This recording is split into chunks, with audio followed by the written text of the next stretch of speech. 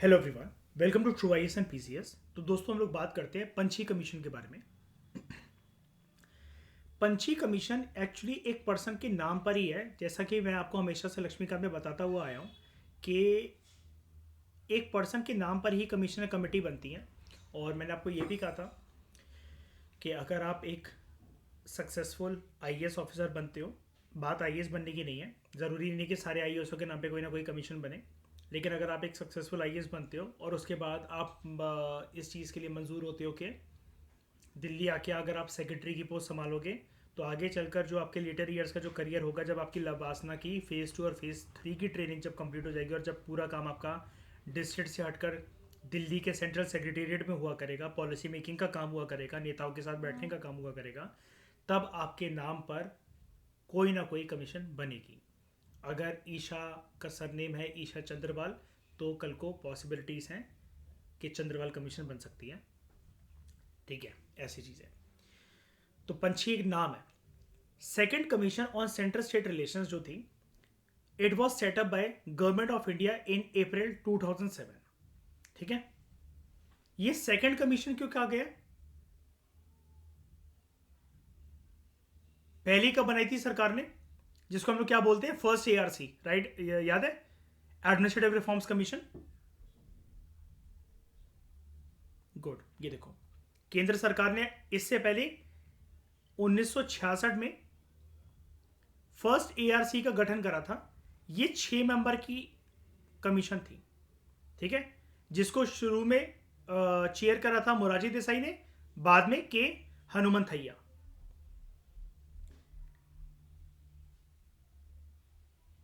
तो जो पंछी कमीशन है, ये सेकंड ऐसी कमीशन थी जो कि सेंट्रल स्टेट रिलेशंस के मुद्दे पर सेटअप करी गई भारत की सरकार के द्वारा अप्रैल 2007 में। इससे पहले ईशा कब आई थी? 1966 में। इसके चेयरमैन इस टाइम पर कौन थे? नाम लिखा हुआ है पंछी कमीशन। तो मैंने जैसा कि आपको बताया, पंछी एक नाम है, तो इन पर्सन का पूरा नाम क्या है?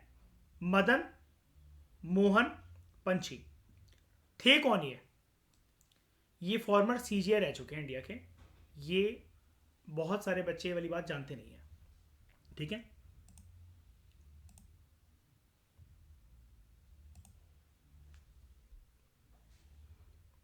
इनके अलावा 4 अन्य सदस्य थे इस कमीशन के अंदर। देवर धीरेन्द्र सिंह, जो कि फॉर्मर सेक्रेटरी रह चुके थे गवर्नमेंट ऑफ इंडिया के। देखो, फॉर्मर सेक्रेटरी यानी कि IAS. Vinod Kumar Duggal, former secretary to the government of India, again IAS. Professor N R Madhava Menon, former director किसके? National judicial academy Bhopal and national law school of India Bangalore. Doctor Amaresh Bagchi, emeritus professor, national institute of public finance and policy के न्यू दिल्ली के अंदर। अब क्या हुआ था, इस बीच में जब ये पंछी कमीशन सेटअप हुई थी, तो डॉक्टर बागची की डेथ हो गई थी फरवरी 2008 में। तो उसके बाद विनय शंकर, जो कि फॉर्मर डायरेक्टर रह चुके थे सीबीआई के, सेंट्रल ब्यूरो ऑफ इन्वेस्टिगेशन, जो है वो गवर्नमेंट ऑफ इंडिया के अंतर्गत ही आता है, यूनियन लेवल की बॉडी ऑफ ऐसी बात है। तो it was appointed in his place as a member of the commission in October 2008। बस, मतलब बाकी मेंबर जो हैं वो चल रहे थे। डॉक्टर बागची जी की डेथ हो गई थी, तो उसके बाद विजय शंकर जी को लाया गया था। ये सीबीआई के पुराने उस टाइम पर डायरेक्टर रह चुके थे इस कमीशन में सर्व करने से पहले एज मेंबर। लेकिन चेयरमैन कौन? मिस्टर पंछी, मदन मोहन पंछी, जो कि फॉर्मर सीजीआई थे हमारे भारत के। काम क्या सौंपा गया था? जाहिर सी बात है, मैंडेट या फिर आपका टर्म्स ऑफ रेफरेंस तो इसी के ऊपर देनी थी, सेंट्रल स्टेट रिलेशंस के ऊपर। तो it was required to look into the issues of central state relations, keeping in view the sea changes that have taken place in the polity and economy of India. इसको ये बोला गया कि central state relations पे तुम टिप्पणी दो। Sarkaria commission, first ARC, Anandpur Sahib resolution, West Bengal resolution, ये सारी जितनी भी चीज़ें थी, जब ये रिकमेंडेशंस आई थी बाकी कमेटी या कमीशंस की फॉर्म में, उस टाइम से लेकर जो 2007 का साल है, चीज़ें काफ़ी ज़्यादा देश में बदल चुकी थी। राजनीतिक लेवल पर और अर्थव्यवस्था के लेवल पर बड़े सारे चेंजेस पॉलिटी और इकोनॉमी में हो चुके थे। कमीशन को साफ तरीके से दोस्तों ये बोला गया था कि ये जो चेंजेस जो हो चुके हैं, उसको मद्देनज़र रखते हुए जो चेंजेस आए हैं हमारी इकोनॉमी और पॉलिटी में, उसके बेसिस पर रिकमेंडेशन देना सेंटर और स्टेट के, ठीक है। और आगे एक एक्सटेंडेड लाइन ये लिखी भी हुई है बहुत साफ तरीके से यहाँ पर, since the Sarkaria commission had last looked at the issue of center-state relations over 2 decades ago. Sarkaria commission को बने हुए काफ़ी ज़्यादा टाइम हो चुका था, उसकी रिकमेंडेशंस थोड़ी सी पुरानी हो चुकी थी। अब ये देखा गया कि नई कमीशन बनाई जाए, और सरकारिया कमीशन लगभग इस कमीशन के बनने से पहले 20 साल पहले बनी थी, 2 डेकेड एगो। और तब से लेकर राजनीतिक लेवल पर और अर्थव्यवस्था के लेवल पर भारत में काफ़ी ज़्यादा चेंजेस थे, और उन चेंजेस का प्रभाव केंद्र सरकार और राज्य सरकारों के रिश्ते में क्या था, इसको एग्जामिन करना था। और उसको एग्जामिन करने के बाद सेंटर को सुझाव देना था कि कैसे हम लोग फेडरलिज्म के प्रिंसिपल को स्ट्रॉन्ग कर सकते हैं। ये हो गया इसका ओवरव्यू। अब टर्म्स ऑफ रेफरेंस कमीशन की क्या थी? टर्म्स ऑफ रेफरेंस याद है, मैंने आपको बताया था, ये जब भी किसी कमीशन या कमेटी के साथ एसोसिएटेड ये जो चीज आती है, फ्रेज आता है टर्म ऑफ रेफरेंस, यानी कि ईशा उसका होमवर्क क्या है ना मयूर, उसको काम क्या करना, उसका दायरा क्या है। तो commission was required to examine and review the working of the existing arrangements between the union the states as per the constitution of India. वही जाहिर सी बात है जिसके ऊपर बोला गया था, वही सबसे पहला काम तो यही हो गया कि कमीशन को एग्जामिन करना है, रिव्यू करना है कि किस तरीके का जो अरेंजमेंट है केंद्र सरकार और राज्य सरकारों के बीच में संविधान के प्रिंसिपल्स के अकॉर्डिंग, ठीक है। और जो हेल्दी प्रेसिडेंट्स हैं, हेल्दी प्रेसिडेंट्स का मतलब हेल्दी कन्वेंशन जो हैं, जो मिसालें हैं, क्या क्या अभी तक फॉलो होती है, जिसकी वजह से केंद्र सरकार और राज्य सरकार के रिश्तों में बढ़ावा देखने को मिलता है।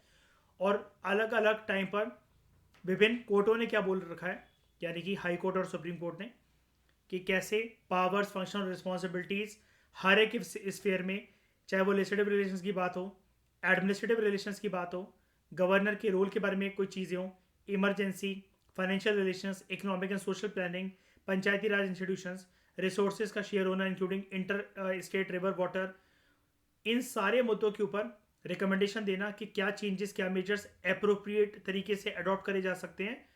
ये देखते हुए कि जब से सरकारिया कमीशन रिकमेंडेशन दी थी तब से लेकर अभी तक क्या क्या प्रैक्टिकल डिफिकल्टीज फेडरलिज्म के एस्पेक्ट में, केंद्र सरकार और राज्य सरकार के रिश्तों के एस्पेक्ट में हमें देखने को मिलते हैं। तो in examining and reviewing the working of the existing arrangements, केंद्र सरकार और राज्य सरकारों के बीच में देखते हुए, यानी कि फेडरलिज्म के प्रिंसिपल को देखते हुए शॉर्ट में अगर हम लोग बोले तो, and making recommendations as to the changes and the measures needed, commission को बोला गया it was required to keep in view the social and economic developments that have taken place over the years. जैसे कि हमने introduction में पढ़ा कि राजनीतिक और अर्थव्यवस्था को देखते हुए, और जब से लास्ट कमीशन, सरकारिया कमीशन जो गठित करी गई थी, तब से लेकर अभी तक क्या चेंजेस आ चुके हैं लास्ट 2 डिकेड्स में, उसको मद्देनजर रखते हुए तब रिकमेंडेशन देना कि कैसे फेडरलिज्म के कंसेप्ट को हम और ज़्यादा स्ट्रॉन्ग बना सकते हैं, ठीक है। इस तरीके के जो रिकमेंडेशन हैं, they were also needed to address the growing challenges of ensuring good governance, for promoting the welfare of the people, whilst strengthening the unity and integrity of the India, और इमर्जिंग अपॉर्चुनिटीज को avail करते हुए। कौन सी emerging opportunities? लगातार growth होते रहना और रैपिड तरीके से इकोनॉमिक ग्रोथ होते रहना, पॉवर्टी को एलिवेट करना, इलिटरेसी को एलिवेट करना in the early decades of the new millennium, जिसकी तरफ इंडिया बढ़ने वाला है, बढ़ चुका है, सॉरी, न्यू मिलीनियम क्यों, साल 2000 लग चुका है ना, साल 2000 लग चुका है और 2007 में बैठे हुए, तो ये साल 2000 की स्टार्टिंग, इस न्यू मिलीनियम की हमने स्टार्टिंग करी है, ठीक है।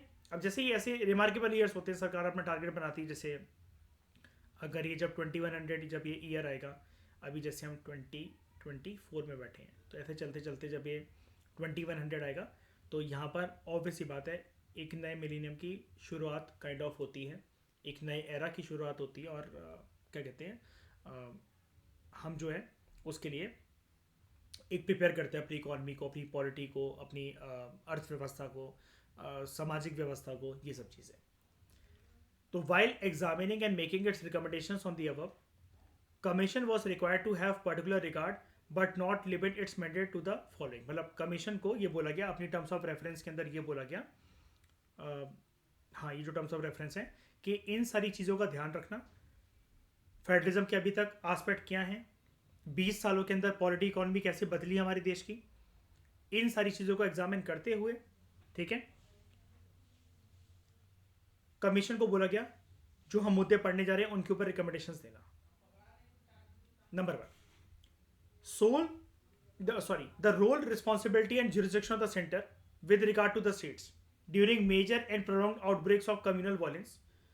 मतलब फेडरलिज्म का प्रिंसिपल उस समय पर, जिस टाइम पर सेंटर के रिश्ते स्टेट के साथ चेंज होते हुए दिखते हैं, या फिर हम बात करें केंद्र सरकार की रिस्पॉन्सिबिलिटी, राज्य की सरकारों की रिस्पॉन्सिबिलिटी, उनका रोल, उनका जुरिस्डिक्शन किस दायरे के अंदर होकर रह जाता है जब भी हमारे देश में कुछ घटनाक्रम देखने को मिलता है हमें, like communal violence, caste violence, या किसी भी प्रकार का सामाजिक कन्फ्लिक्ट जिसकी वजह से वायलेंस बढ़ सकता है और काफ़ी लंबे समय तक रह सकता है। उस टाइम पर, मतलब ऑब्वियसली बात है, ये एक सवाल इस चीज़ को लेकर है, उस टाइम पर सामाजिक व्यवस्था को, आर्थिक व्यवस्था को, राजनीतिक व्यवस्था को संभालेगा कौन? शॉर्ट में अगर मैं आपको बताऊं, कंडीशन ये कि अगर दंगे होने लग गए तो, क्योंकि दंगे किसी ना किसी टेरिटरी, किसी ना किसी रीजन से तो हो ही रहे होंगे। अब वो टेरिटरी, अब वो रीजन राज्य के दायरे के अंदर आता होगा, लेकिन केंद्र सरकार की क्या रिस्पॉन्सिबिलिटी बनती है दंगों के टर्म्स में? अगर वॉर हो जाए, फाइनेंशियल इमरजेंसी आ जाए, कोई आपातकालीन की स्थिति आ जाए, तब हम जानते हैं कि केंद्र सरकार अपने हाथ में पावर ले लेती है। तो कमीशन को यह भी बोला गया कि जब सिर्फ एक रीजन में दंगे हो रहे हैं और वो सामाजिक लेवल पर हो रहे हैं और एक, मतलब पैन इंडिया नहीं हो रहे हैं, वो एक रीजन तक सीमित है, उस टाइम पर सेंटर स्टेट के रिलेशंस कैसे रहेंगे? नंबर 2, मतलब कमीशन को बोला गया आप इसके ऊपर टिप्पणी करना, ये आपका होमवर्क है। Number 2 homework, role, responsibility and jurisdiction of the centre and the states in the planning and implementation of the mega projects. मतलब अगेन सेम चीज, फेडरलिज्म का दायरा क्या होगा? जब मैं बोल रहा हूं फेडरलिज्म का दायरा क्या होगा, तो समझ जाना सेंटर स्टेट के रिलेशन कैसे होंगे जब सरकार को मेगा प्रोजेक्ट जो है वो इंप्लीमेंट करने हैं, उसके लिए प्लानिंग करनी है, लाइक इंटरलिंकिंग ऑफ रिवर्स। अब एक बात बताओ, केंद्र सरकार को इससे क्या लेना देना? ये तो राज्यों की मदद करेगा रिवर इंटरलिंकिंग प्रोजेक्ट जो है, लेकिन फिर भी केंद्र सरकार के स्टैंड पर क्या रोल है? क्या पैसा मिलेगा केंद्र सरकार से? क्या उसके मुद्दों को सॉल्व करवाया जाएगा? और आपने देखा भी था सरकारिया कमीशन की बड़ी सारी रिकमेंडेशंस में से लास्ट लेक्चर में आपने क्या देखा? सबसे इंपॉर्टेंट कौन से रिकमेंडेशन को मान लिया गया केंद्र सरकार के द्वारा? इंटर स्टेट काउंसिल को सेटअप करना। शाबाश जैद, बहुत बढ़िया। तो interlinking of rivers that would normally take 15 to 20 years for completion and hinge widely on the support of the states. Interlinking of rivers को कंप्लीट करने के लिए, ऐसे मेगा प्रोजेक्ट को लॉन्च करने के लिए, मेगा डैम्स को बनाने के लिए 15 से 20 साल का समय लगेगा उसको कंप्लीट करने के लिए। और यहां पर अगर राज्यों का सपोर्ट मिले तभी ये पर्टिकुलर टाइम पीरियड में कंप्लीट हो सकता है, वरना और ज्यादा प्रोजेक्ट्स में, ऐसे प्रोजेक्ट्स में, मेगा प्रोजेक्ट्स में अटकलें आ सकती हैं, वो अटक सकता है, डिले हो सकता है। उसके बाद फेडरलिज्म का एस्पेक्ट क्या रहेगा? In promoting effective devolution of powers and autonomy to Panchayati Raj institutions और local bodies including autonomous bodies under the 6th schedule of the constitution within a specified period of time। राज्य की सरकारों के अलावा जो लोकल बॉडीज होती हैं, urban local bodies, rural local bodies, specially Panchayati Raj institutions और कुछ जो ऑटोनॉमस बॉडीज हैं, उनको भी पैसे चाहिए होते हैं। तो उनकी बातों को कितना सीरियसली लिया जाएगा, और वो ऑटोनॉमस बॉडी जो कि 6th शेड्यूल के अंदर अंतर्गत आती हैं, ठीक है, जो कि कॉन्स्टिट्यूशन में प्लेस्ड है 6th schedule, with in a specific period of time उनकी डिमांड्स को कैसे एड्रेस करा जाएगा? ठीक है, इस चीज के ऊपर भी उनको होमवर्क दिया गया। इसके अलावा सेंटर और स्टेट के रिश्ते कैसे चलेंगे in promoting the concept and practice of independent planning and budgeting at the district level. कौन से लेवल पर? इंडिपेंडेंट प्लानिंग और budgeting at the district level. फिर रोल, रिस्पॉन्सिबिलिटी और ज्यूरिसडिक्शन, वही सेंटर और स्टेट के, in linking central assistance of various kinds with the performance of the states. इस चीज को देखना कि केंद्र सरकार कितनी मदद प्रोवाइड करेगी पैसों की टर्म्स में, इंफ्रास्ट्रक्चर की प्रोजेक्ट्स, इंफ्रास्ट्रक्चर की टर्म्स में, या किसी भी चीज में केंद्र सरकार का सहयोग कितना रहेगा राज्य की सरकारों के लिए, ये देखते हुए अलग अलग तरीके का सहयोग ये हो, है ना, यहाँ पर central assistance of various kinds, states की परफॉर्मेंस क्या रही है, इस पॉइंट को मैं थोड़ा सा एलैबोरेट कर देता हूँ। मान लो पास्ट में केंद्र सरकार ने उत्तर प्रदेश को दिए 250 करोड़ रुपए किसी एक चीज के लिए, उन्होंने लेकिन ऑडिट में ये फाइंड करा, क्या कि एक ऑडिट रिपोर्ट आई, उसमें फाइंड करा गया कि यूपी के नेताओं ने, मुख्यमंत्री और उनके मंत्रिमंडल ने ये पैसा खा लिया।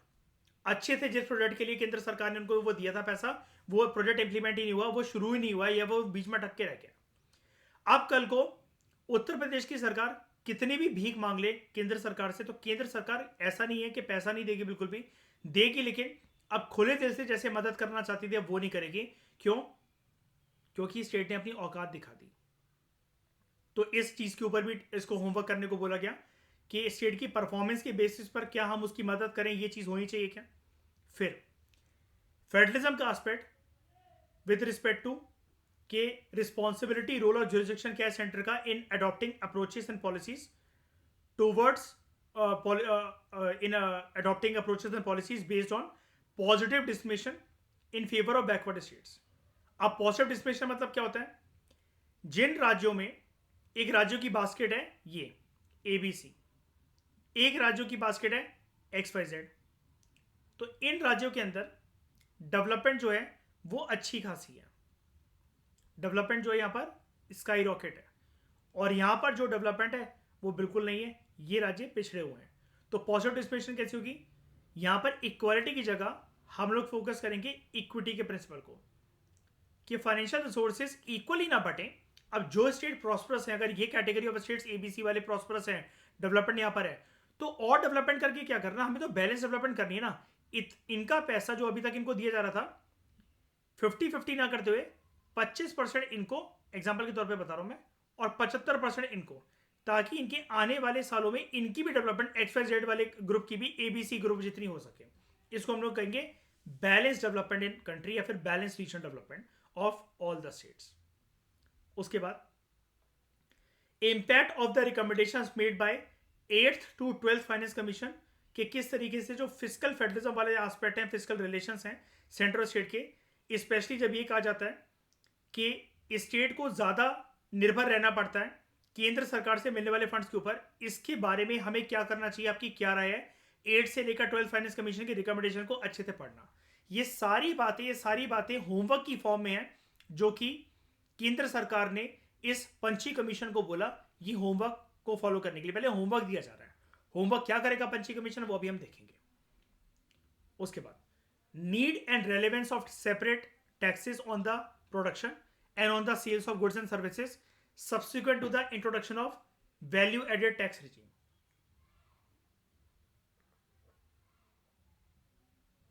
ठीक है, कि सेपरेट टैक्सेस की क्या नीड है, specially with regard to the production या फिर गुड्स एंड सर्विसेज की जो सेल होती है, ठीक है, और जो वैट रिजीम है उसको इंट्रोड्यूस करने की वजह से कि कमाई, मतलब बेसिकली क्या कि कमाई के साधन राज्यों के पास बढ़े कि नहीं बढ़े हैं, केंद्र सरकार जो है वो पैसा कितना कलेक्ट कर सकेगी, हमें क्या सेपरेट टैक्सेस जो हैं वो इंट्रोड्यूस करने चाहिए, उसकी क्या नीड है, उसकी क्या रेलेवेंस होगी प्रोडक्शन के ऊपर या फिर गुड्स एंड सर्विसेज की सेल के ऊपर, जो कि वैट रिजीम के अलावा। पहले वैल्यू एडेड टैक्स चलता था ना, जब GST तो बहुत बाद में आई है, तो पंची कमीशन बहुत पुरानी पढ़ रहे हैं, 2000 अप्रैल 2007 की बात चल रही है यहाँ पर, तो ठीक है।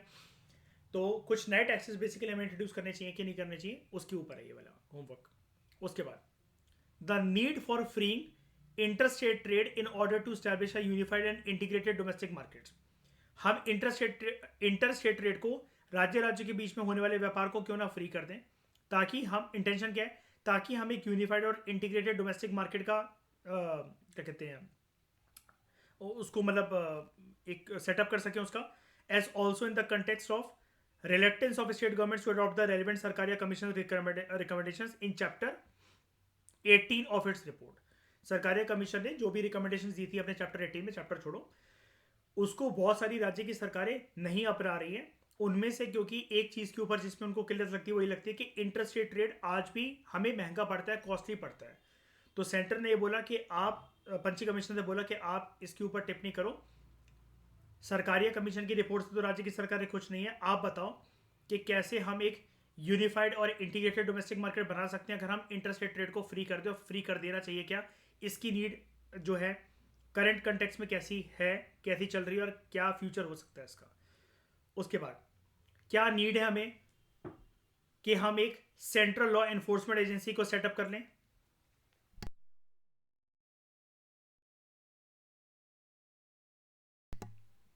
जिसको एम्पावर करा जाएगा कि वो खुद से, स्यूमोटो क्या होता है, ऑन इट्स ओन, खुद से अपने आप से इन्वेस्टिगेशन कर सके क्राइम का, हैविंग इंटरस्टेट या फिर international ramifications with serious implications on national security.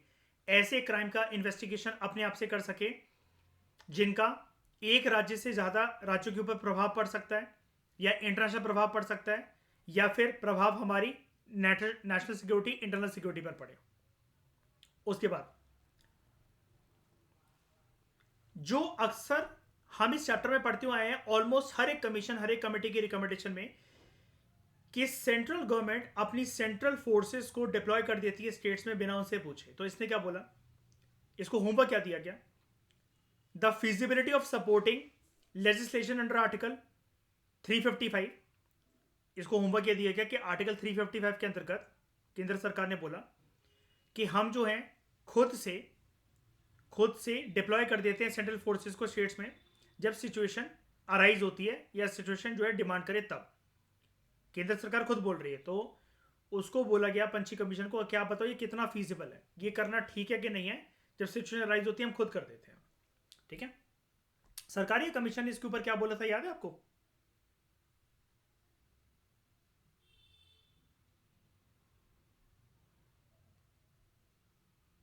यहां पर देखो 8th पॉइंट, सरकारी कमीशन ने बोला था centre should have powers to deploy its arm forces even without the consent of the state. बोला कि नहीं बोला? हाउएवर इट इज डिजायरेबल कि स्टेट को एक बार के लिए कंसल्ट जरूर कर लो, बैठ के बातचीत जरूर कर लो। पंची कमीशन को बोला हमें जब नीड अराइज होती है, हमें जब लगता है जब नीड अराइज होती है तो हम राज्य में, किसी भी राज्य में अपनी सेंट्रल फोर्सेस को डिप्लॉय कर देते हैं। हम जब ऐसा करते हैं राज्यों के साथ बिना सलाह मशवरा करे हुए, तो बताओ ये कितना फीजिबल है? और इसके ऊपर अगर हम एक लॉ लेकर आ जाएं अंडर आर्टिकल 355, तो क्या ये सही रहेगा? ये होमवर्क करने को बोला गया। ठीक है,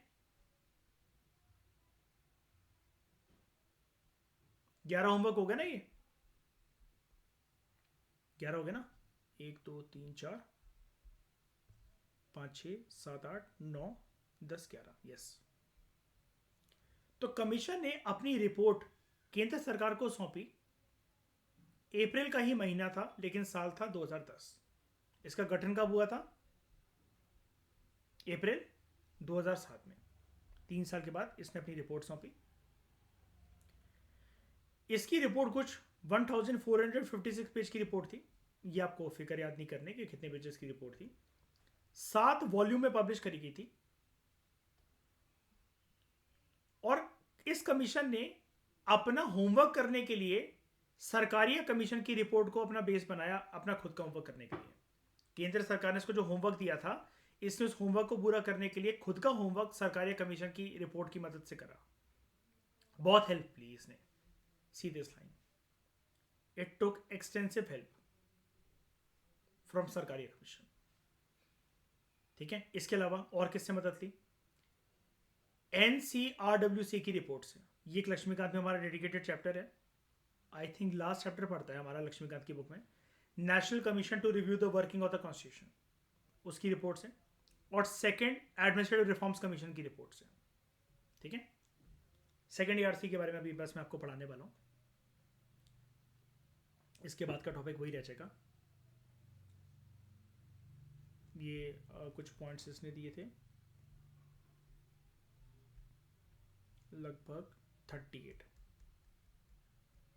और सेकेंड ERC मतलब मैंने आपको बताया था सेकेंड ERC आपको ऐसा नहीं पढ़नी है, लेकिन यहाँ पर इसने अपनी रिकमेंडेशन जो दी थी, हम इसके 38 पॉइंट्स को पढ़ लेंगे। सेकेंड ERC के बारे में गवर्नेंस का जो आपका मटेरियल है, या रेलिवेंट जगह पर जहाँ पर आप देखो, लक्ष्मीकांत तो इतना नहीं है, लक्ष्मीकांत आप भी अच्छे से जानते हो, मैं भी अच्छे से जानता हूँ कि उसमें सेकेंड ERC की बातें हो ही नहीं सकती बीच में, ऐसे हम कैसे ठूसते हैं उसको।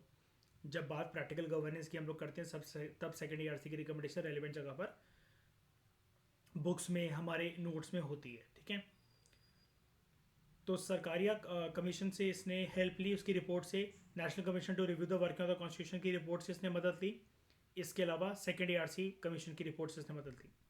However, in a number of areas, the commission report differed from the Sarkaria commission recommendations. बड़े सारे चीज़ों में टिप्पणी करते हुए इसकी जो रिपोर्ट थी वो सरकारिया कमीशन ने जो रिकमेंडेशन दी थी उससे थोड़ी सी अलग थी. ऑब्वियसली बात है, क्योंकि सरकारिया कमीशन को आए हुए और जब से कमीशन का गठन हुआ कितने साल हो गए हैं, अभी हमने इंट्रोडक्शन में पढ़ा ना उसको, 20 साल हो गए. और उसको क्या बोला भी क्या गया था कि करंट जो पॉलिटी और इकोनॉमी की जो सिचुएशन है उसको देखते हुए रिपोर्ट पेश करना. तो after examining at length the issues raised in its terms of reference, ठीक है, डिटेल में उन इश्यूज को एग्जामिन करते हुए जो कि टर्म ऑफ रेफरेंस में रेज करी गई थी, and the related aspects and all their hues and shades, commission जो है एक कंक्लूजन पर आती है. मतलब इसने मतलब वो ये कह रहा है कि 360 डिग्री अपना होमवर्क करने के बाद कमीशन ने कंक्लूजन ये निकाली कि कोऑपरेटिव फेडरलिज्म जो है ये अकेला एकमात्र ऐसा शस्त्र है जो कि काफ़ी इंपॉर्टेंट है. हम इंडिया में अगर बरकरार रखना चाहते हैं, सस्टेन करके रखना चाहते हैं किसको, इंडिया की यूनिटी को, इंडिया की इंटेग्रिटी को, उसकी सोशल और इकोनॉमिक डेवलपमेंट को फ्यूचर के लिए. तो कोऑपरेटिव फेडरलिज्म एक बेस्ट हथकंडा है. जो प्रिंसिपल्स हैं कोऑपरेटिव फेडरलिज्म के, thus they may have to act as a practical guide for Indian polity and governance. Commission ने रिकमेंडेशन तो अभी हम पढ़ लेंगे, लेकिन कमीशन ने साफ तरीके से एक बात जो बोली, इसने बोला 100 बातों की एक बात पंची कमीशन ने, कि अगर फ्यूचर इंडिया में अगर आपको सुनिश्चित करना है कि इंडिया में इस ज़माने में भी, इसने कब रिपोर्ट दी अपनी 2010 में, कि 2010 से लेकर किसी भी साल को आप इमेजिन कर लो, अगर आप भारत में इंडिया की unity, integrity, social economic development को देख रहे हो और उसको सुनिश्चित करके रखना चाहते हो, तो it will be very important. It is very important कि it is and it will be very important कि आप कोऑपरेटिव फेडरलिज्म को सुनिश्चित करो और इसको एक स्ट्रॉन्ग पिलर बनाओ. ठीक है, तो इस कमीशन ने 310 से ज़्यादा रिकमेंडेशन दी थी, ये पब्लिश करी थी, सरकार को सौंपी थी. और इन 310 में से आप, ऐसा नहीं है कि जैसे कि आपको 310 ये पूरी पढ़नी है, जिस तरीके से मैंने आपको सरकारिया कमीशन के अंदर बताया था कि 247 रिकमेंडेशंस थी. ठीक है, आपको वो भी ऐसा नहीं है कि आप रिपोर्ट ओरिजिनली जो है वो पढ़ के बैठने लग जाओ. आपको भी पता जब कमीशंस ये वगैरह बनती हैं, कमिटीज़ बनती हैं, तो कुछ रिकमेंडेशन बिल्कुल सेम साउंड करती हैं. रेलिवेंट जगह पर उन कमीशंस के बारे में, उन कमीशंस के रिकमेंडेशंस के बारे में अगर आप पढ़ो तो वो ज़्यादा लॉजिकल साउंड करेगा. ठीक है, तो 310 रिकमेंडेशंस जो इस पंछी कमीशन ने केंद्र सरकार को दी, इसने सेंट्रल स्टेट रिलेशंस के ऑलमोस्ट हर एक एस्पेक्ट को टच करा. ठीक है, और कुछ जो सिग्निफिकेंट रिकमेंडेशंस जो हमें पढ़नी है वो हमें पढ़नी है ये 38 रिकमेंडेशंस. ठीक है, जिसको हम पढ़ेंगे आराम से, इत्मीनान से, अलग लेक्चर में. ठीक है, नेक्स्ट लेक्चर में. ये था एक ओवरव्यू पंची कमीशन का, और इसका होमवर्क क्या था, जिसको हम लोग टर्म्स ऑफ रेफरेंस बोलते हैं कमीशन की भाषा में. और 310 में से जो हमारे कोर्स में 38 रिकमेंडेशंस हैं, हम उसको जानेंगे. Thank you very much for discussion.